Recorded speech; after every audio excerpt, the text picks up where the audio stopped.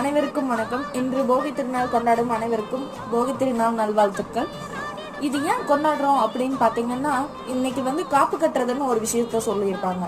காப்பு கட்டுறது அப்படின்னா என்னன்னு பார்த்தீங்கன்னா, சிறுபீலை, தும்பை, வேப்பிலை, மாவிலை, ஆவாரம்பூ, பிரண்டை இது எல்லாத்தையுமே சேர்த்தி கட்டுவாங்க. இதுல நம்மளுக்கு ஒரு சில இது கிடைக்கும், ஒரு சில இது கிடைக்காது. ஆனா இதெல்லாம் எதுக்காக கட்டுறோம் அப்படின்னு பாத்தீங்கன்னா, ஒவ்வொரு இதுவுமே மருத்துவ குணம் வாய்ந்தது.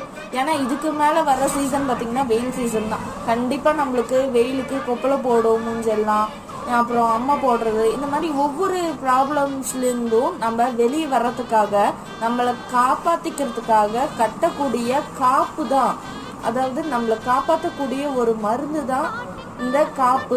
அதனாலதான் காப்பு கட்டு திருநாள் அப்படின்னும் சொல்லுவாங்க இந்த போகியை. இந்த போகி அன்னைக்கு பாத்தீங்கன்னா சுக்கிரனையும் இந்திரனையும் வழிபடுவாங்க. இந்திரன் பாத்தீங்கன்னா